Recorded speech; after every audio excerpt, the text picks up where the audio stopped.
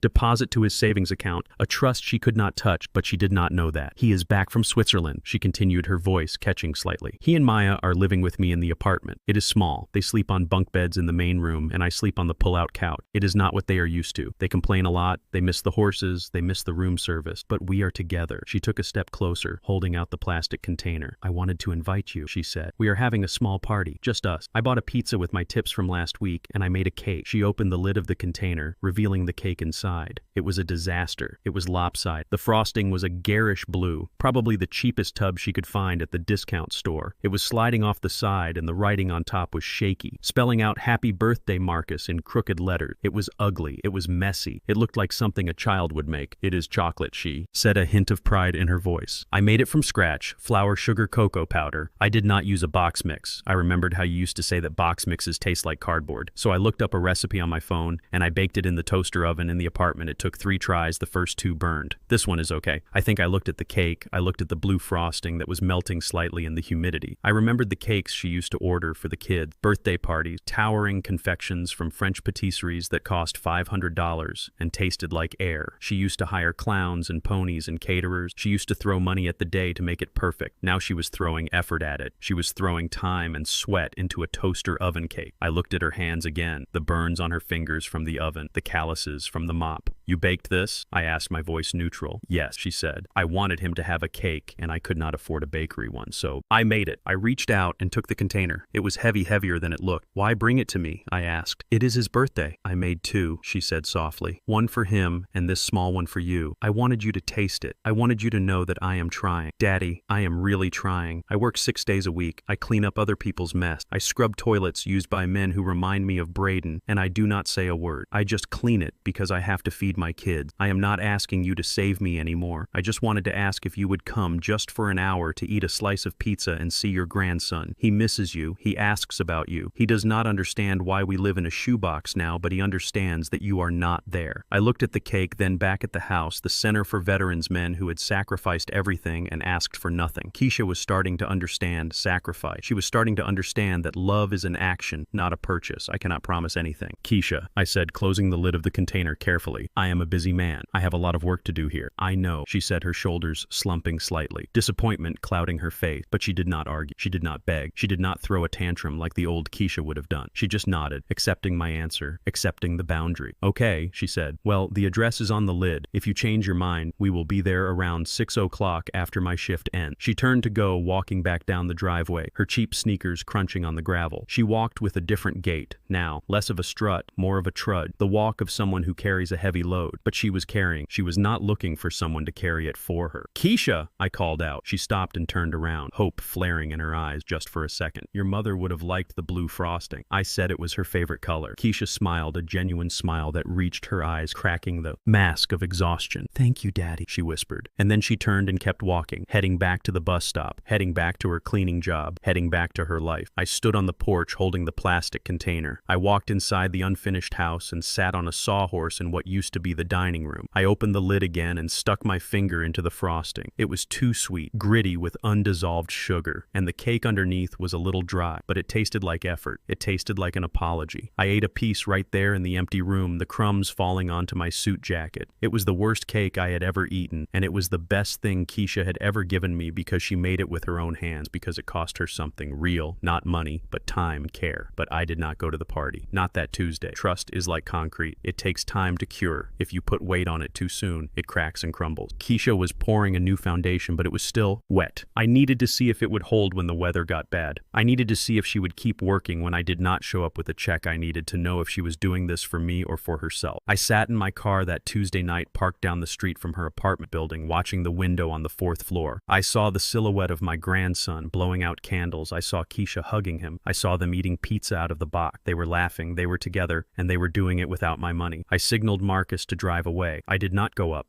I did not send a gift. I let them have their moment. I let Keisha be the provider. I let her be the parent she needed to be. She needed to know she could do it alone. She needed to know she could survive without the Jefferson million. Because one day I would be gone, all she would have left was the steel in her spine. I went home to my quiet house, and I looked at the picture of Beatrice. She is trying B. I said to the empty room she baked a cake. It was terrible, but she baked it. I knew the road ahead was still long. Keisha had years of damage to undo. She had debts to pay. Not financial ones, but emotional ones. She had to earn back the respect she had thrown away with a smirk. But as I wiped the blue frosting from my lip, I felt a lightness in my chest I had not felt in a long time. The air was clearing, the smoke was gone, and for the first time in years I could breathe. I could wait. I had time. And Keisha, she had work to do, and that was the greatest gift of all. The ink was barely dry on the closing documents when the bulldozers arrived at 1402 Oakwood Drive. The new owners, a developer from Chicago, did not want the house. They wanted the land, they wanted the zip code. They did not care about the marble floors or the gold leaf column Braden had loved so much. They saw it for what it was, a structure built on vanity and bad debts. I stood by the gate, leaning on my silver-headed cane, watching the first wall crumble under the weight of the excavator bucket. The sound was a heavy crunch, a release of tension that had been building for years. Dust rose into the air, but for the first time in a long time, I did not cough. The dust was clean. It was the dust of demolition, clearing the way for something better. I did not feel sad watching the mansion fall. I felt light. I felt unburdened. That house had been a prison disguised as a palace. It had trapped my daughter in a fantasy, and it had trapped me in a basement. Now it was just rubble, and I was a free man. I took the check for the sale, $4.5 million,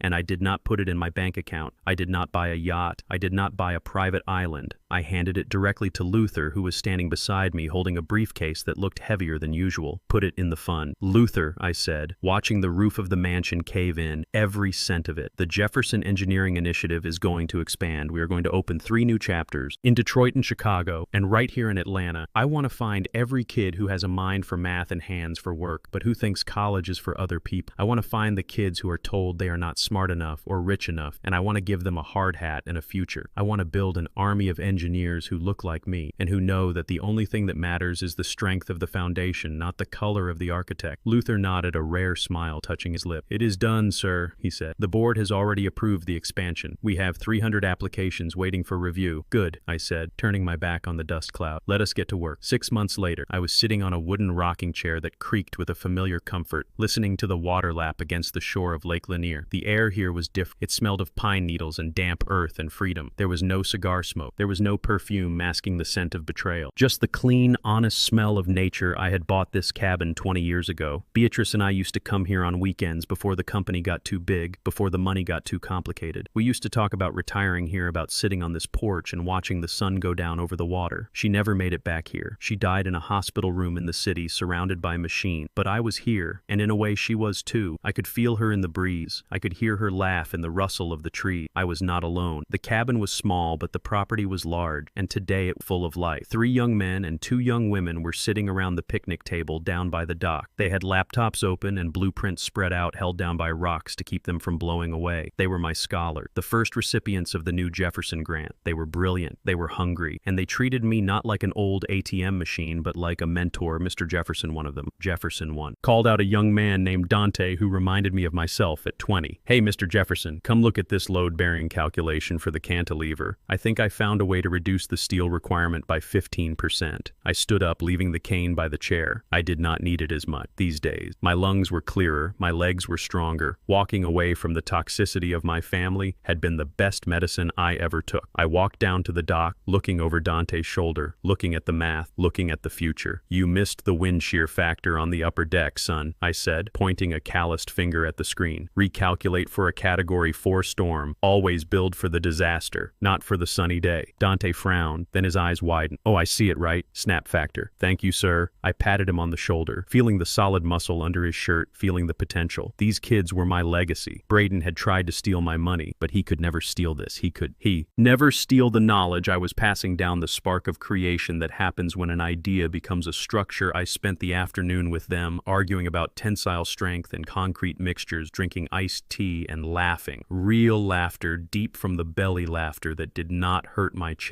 When the sun began to dip, low painting the lake in shades of orange and purple, they packed up their gear, promising to return next weekend with better numbers. I walked back up to the porch alone, but not lone. Solitude is different from lone. Solitude is a choice. Loneliness is a sentence. I had served my sentence in the base. Now I was choosing to pee. I sat back down in the rocker and pulled my phone from my pocket. It was a simple smartphone, not the satellite brick I use for business. I opened the photo gallery, but I did not look at pictures of buildings. I looked at the folder labeled K. There were new photos sent to me by the private investigator who still kept a discreet watch over East Point, not to interfere, just to witness. The first photo showed Keisha leaving the office building where she worked. It was raining and she was holding a newspaper over her head. She looked tired, her shoulders slumped under the weight of her backpack, but she was moving fast with purpose. She was not looking for a taxi. She was walking toward the subway station, saving the fare. The second photo was of her in the grocery store. She was comparing the prices of 2 jars of peanut butter. She chose the store brand, the cheaper one, putting the name brand back on the shelf. I zoomed in on her face. She was not frowning. She was calculating. She was budgeting. She was being responsible. She looked older. The lines around her mouth were deeper, but her eyes were clear. The fog of entitlement was gone, replaced by the clarity of survival. The third photo was the one that made me pause. It was taken through the window of a laundromat. Keisha was sitting on a plastic chair reading a textbook while the dryers spun behind her. She was taking night classes online, studying business administration. She was not just scrubbing floors. She was building a ladder. She was trying to climb out of the hole the right way. I felt a swelling in my chest, a mixture of pride and pain. I wanted to drive down there. I wanted to hand her a check for $1 million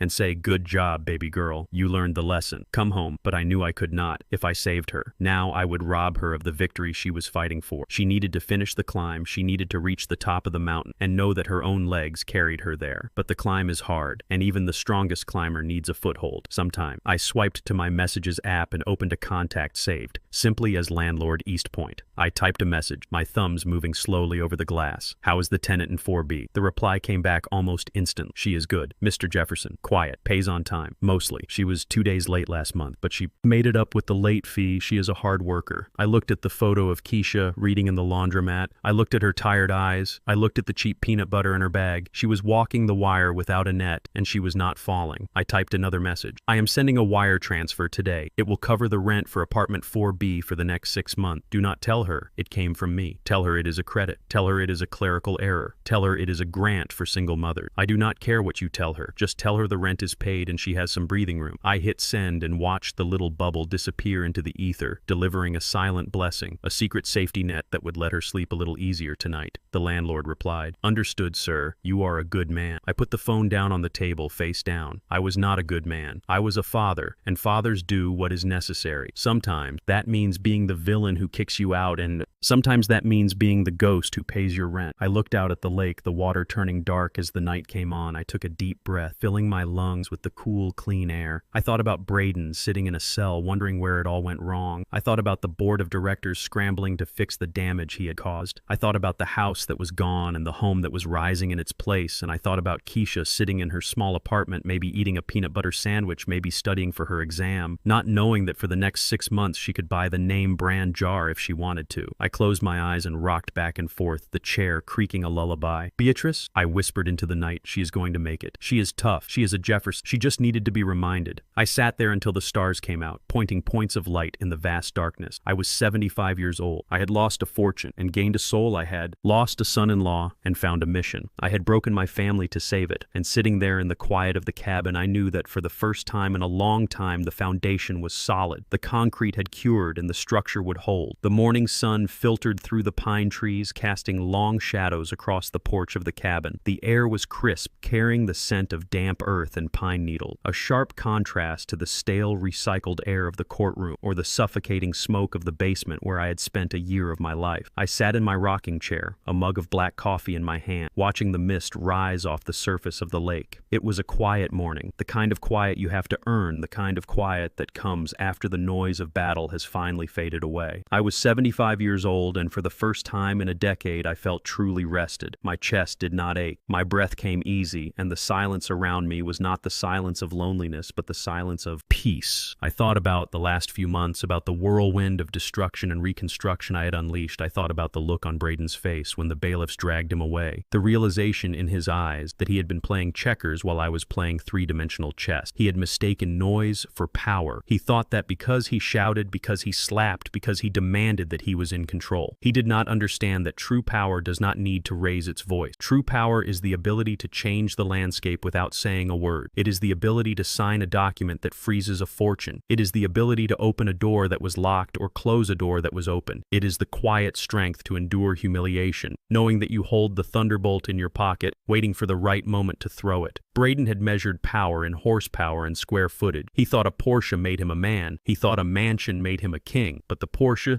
was just metal and plastic, and the mansion was just wood and stone, things that could be taken away by the stroke of a pen. He never understood that the real foundation of power is character. It is the things you cannot buy and the things you cannot steal. It is integrity, it is patience, and it is the willingness to walk away from everything if it means keeping your soul. I took a sip of coffee, the bitter warmth spreading through my chest. I thought about Keisha. She was waking up in her small apartment right now, maybe making breakfast for my grandchildren, maybe getting ready for another shift at the cleaning company. She was tired. I knew that she was scared. I knew that too, but she was free. She was free of the lie she had been living. She was free of the husband who saw her as an accessory. She was free of the delusion that the world owed her a living. She was learning that dignity is not found in a designer label, but in the calluses on your hand and the ache in your back after an honest day's work. I had broken her heart. Yes, I had stripped her of her comfort, but I had given her back her life. I had given her the chance to be the woman her mother knew she could be. I stood up the rocker creaking behind me and walked down the steps of the porch. I walked to the small detached garage at the edge of the property, the gravel crunching under my boots. I unlocked the side door and stepped into the cool, dim interior. The smell of oil and rubber greeted, a smell that reminded me of my youth, of the days before the billion, when I was just a man with a tool belt and a dream. In the center of the garage, covered by a heavy canvas tarp, sat the Rolls-Royce Phantom, the machine of vengeance, the chariot of the king. I walked over to it and lifted the corner of the tarp, revealing the sleek black fender. It was a beautiful car, a masterpiece of engineering, but it was not me. It was a costume I had worn to play a role. It was the armor I needed to fight a dragon, but the dragon was slain, and the armor was heavy. I let the tarp fall back into place, covering the shine, covering the power. I would not drive it again, not for a long time, maybe never. It would sit here in the dark, a sleeping beast waiting for a day that I hoped would never come again. I did not need to be the king anymore. I just needed to be Isaiah. I walked past the Phantom to the back of the garage where an old bicycle leaned against the wall. It was a Schwinn 50 years old, the paint scratched and faded, the chrome pitted with rust, but the tires were new and the chain was oiled. I ran my hand over the handlebars, feeling the familiar metal. This was my reality. This was the speed at which I wanted to live. I wheeled the bike out into the sunlight, the metal gleaming dully in the morning light. I swung my leg over the seat, feeling the balance, feeling the connection to the ground. I did not need a chauffeur. I did not need a security detail. I just needed my own legs and the will to move forward. I started to pedal, the chain clicking. Softly, the tires humming on the pavement. I rode down the driveway, past the gate, past the property line, out onto the country road that wound around the lake. The wind hit my face, cool and clean. I took a deep breath, filling my lungs, feeling them expand without pain, without restriction. As I rode, I thought about the legacy I was leaving. It was not the buildings in the city. It was not the bridges or the highways. Those were just things that would eventually crumble and turn to dust. My true legacy was the lesson I had taught my family, the lesson that cost $2.5 million in a year of my life. I had taught them that you cannot build a life on a foundation of lies. I had taught them that respect is not a transaction, it is a requirement. I had taught them that the hand that feeds you can also be the hand that starves you if you bite it. But more importantly, I had taught myself something. I had learned that love does not mean enabling. I had learned that protecting someone sometimes means letting them fall. I had learned that it is never too late to take back your dignity. It is never too late to rewrite the contract of your life. I pedaled harder, feeling the burn in my thighs, feeling the blood pumping through my veins. I was 75 years old, but but I felt young. I felt light. I had shed the weight of my secret. I had shed the weight of my disappointment. I was just a man on a bicycle riding down a road enjoying the morning. I passed a neighbor, a man I did not know, walking his dog. He waved at me. Morning, he called out. Morning, I called back, my voice strong and clear. He did not know who I was. He did not know I was a billionaire. He did not know I had destroyed a man's life and saved a woman's soul. He just saw an old man on a bike enjoying the day, and that was exactly how I wanted it. I rounded a curve in the road, and the lake opened up before me, a vast expanse of blue reflecting the sky. It was deep, it was calm, it was enduring. It had been here long before I was born, and it would be here long after I was gone. It did not care about money. It did not care about status. It just existed, holding its depth in silence. I stopped the bike and put my foot down, looking at the water. I thought about Beatrice. I hope you're proud of me, Bea, I whispered. I hope I did right by our girl. I felt a sudden breeze, a gentle touch against my cheek, and I knew she understood that sometimes you have to burn the field to save the harvest. I turned the bike around and started heading back toward the cabin, back toward my quiet life. I had a meeting next week with the scholarship committee. I had plans to review for the new wing of the Veterans Center. I had work to do, good work, meaningful work, work that built things up instead of tearing them down. But for now, I was just going to ride. I was going to feel the sun on my face and be grateful for the air in my lungs. I was Isaiah Jefferson. I was a father. I was a builder, and I was finally free. True power is not about how loud you can shout or how hard you can strike. It is about the quiet strength to endure and the wisdom to act when the time is right. People often mistake silence for weakness and humility for poverty, only to find themselves shattered when the truth is revealed. Never judge a book by its worn cover, nor a man by his silence. The foundation you disrespect today could be the very ground that swallows you whole tomorrow. Respect is not a transaction. It is the currency of humanity. Did you like my story? And which city are you listening from? Let's meet in the comment. If you like the story, you can support me by sending a super thanks so I can keep bringing more stories like this. Thank you so much for your sweet support. I'm looking forward to your comments on the story. On the screen, you can see 2 new life stories that I highly recommend. There's so much more on my channel. Don't forget to subscribe. See you in the next life story with love and respect.